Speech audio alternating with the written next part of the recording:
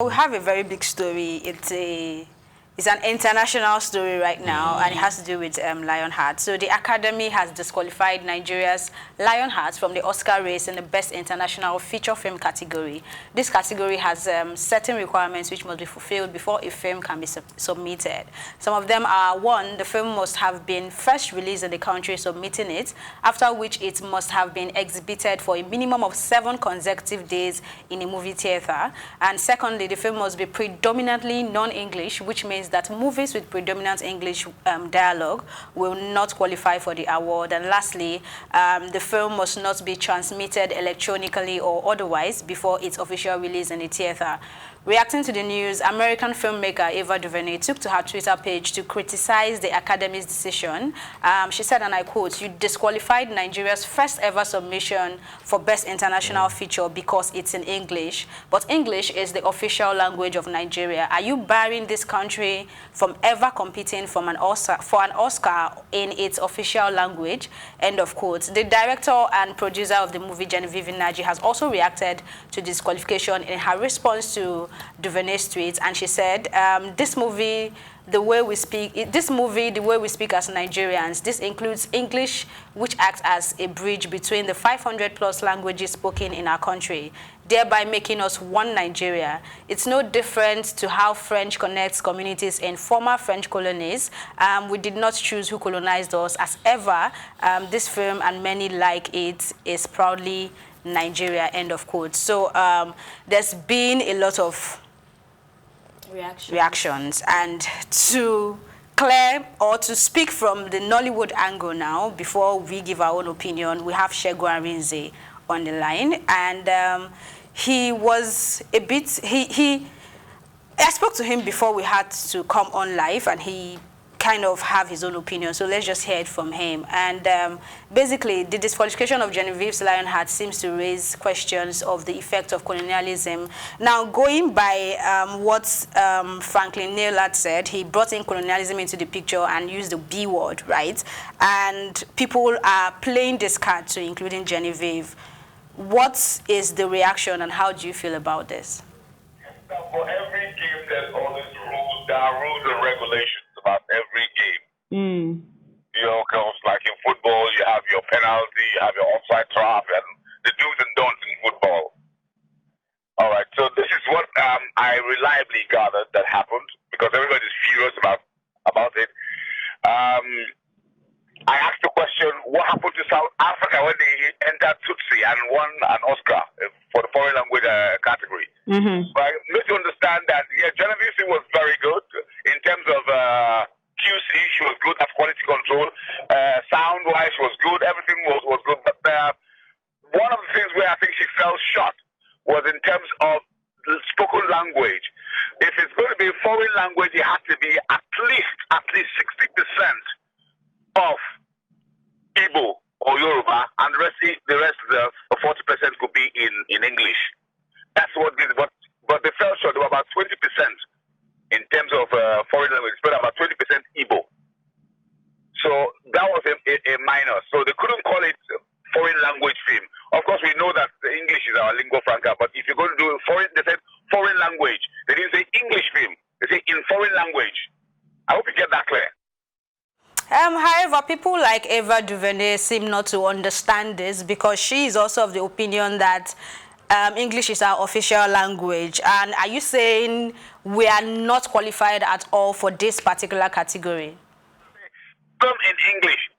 They said a film in foreign language. Foreign. Not the word. Foreign language. So it could have been Igbo, it could have been Hausa, it could have been French, it could have even been Swahili. Because if you go back to Tutsi, Tutsi also had over 70% of their language spiced with English. And then, of course, the international politics of film was also involved, because the government pushed. It took a lot of money to push. Influence. We didn't have influencers to help push that matter. So if we had influencers to help push, so okay, this is Nigeria's entry into the Oscars.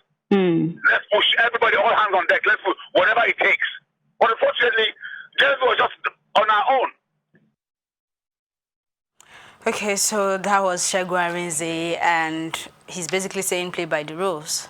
Okay, so I think I have a strong opinion on this one because here I was when LionHeart broke and I said I did not understand the movie because it was predominantly in Igbo language, right? And I was like, and you guys, I can remember Ngozi Nwosu was on the show then and she was telling me like, come on, we need to do more movies in our language, narrating our story in our indigenous languages. Like she said, if you watch Bollywood, they do the India, but you see the subtitles. Well, I said it, I made it clear. I said I was privileged to see the movie before it even premiered on Netflix. And what I saw was without the, what's it called? Subtitle. So I didn't understand half of the movie. So when I saw this from Oscar, and like Segun Arinze clearly said, they have a rule. Now, there's a standing rule that says you have to abide by before you're qualified for this category. Other categories you're still eligible to apply for, right? But in this foreign film, they said you have to have 9 to 11 minutes of English spoken. Do you understand? That is part of their rule. If they're telling you have to have 9 to 11, but I recall, at least, I told you I understood half of the movie without even seeing a subtitle. Meaning it was, how do I say it now? It was understandable to any layman. Let's just use their own English now. It was predominantly English, right? Yeah, it was predominantly English. So I understood the movie. So if this is a rule that you have to abide by. Now, there are a lot of other people that have faced disqualifications from the Oscars, from the Film Academy, and not because of whether they're using English. And whether we're saying we were colonized by the Britons or we were colonized by whoever, we're colonized by the Britons. So English is our official language. But if this is a foreign film feature, right? Now, you have to have at least I think 60% and thereabout. I'm even 60% is even too fair. I think 80% in your language. Now let people look for the subtitles. Now let people do different versions of your movie, saying it in Igbo, Hausa, this, that. Do you understand? And then put it out there, then we will know that, okay, this is a proper qualification. So with due respect to Genevieve, with due respect to the Nollywood industry, even though this is our first attempt at the Oscars, but we need to follow rules. If we're talking about being pushed aside because we're not following rules, do you understand? Then let us also learn how to follow rules. Maybe these rules are coming out now. That's one thing we don't know. No, the rules are not coming out now. Exactly. I'm just saying that if these rules are coming, so I respect Ava Duvani's take on this, saying that English is our official language. But like Genevieve stated, and I think that was where she shot herself in the foot, we have over 500 other indigenous languages in Nigeria, right? So if we have over 500 and you're doing this for a feature film, a foreign feature film, and they have a certain rule that 9 to 11 minutes of just spoken English, do you understand, of English language, and then you have to do the rest in your indigenous language, then it's a rule. You have to abide by it. Like Segun already said, like football, you have to take the penalty, you have to take this and all that. No, I mean, I just wanted to say that before the show, I was having a conversation with you, and after listening to Segun Arinze, I just spoke my mind. Because to be honest, LionHeart is a great movie that deserves all the accolades it can get.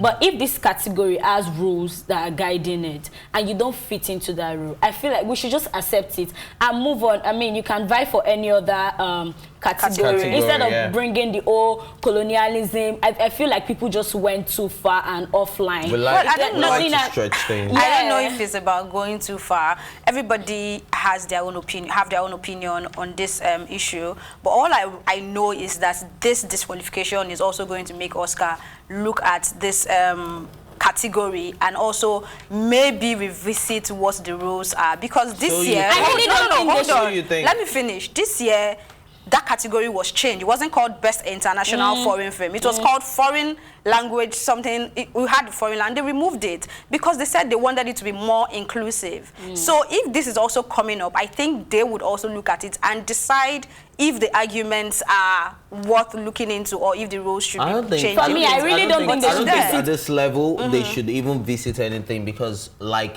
I'm going to make reference to football. I'm not a football fan. I don't even watch football fan. But I know that right now, there's this screen that when there's a penalty, VAR or, they go there and then they go and fact check and make sure that, okay, it's actually offside, it's actually penalty. Do you understand? So if we're advancing in every sphere of life, do you understand? And it's only fair that we advance in certain categories, especially in our awards. Look at what... we need to go on a break quickly to add to what Ife has said. I feel like Nollywood should just take this as a challenge now. I mean, we have movies.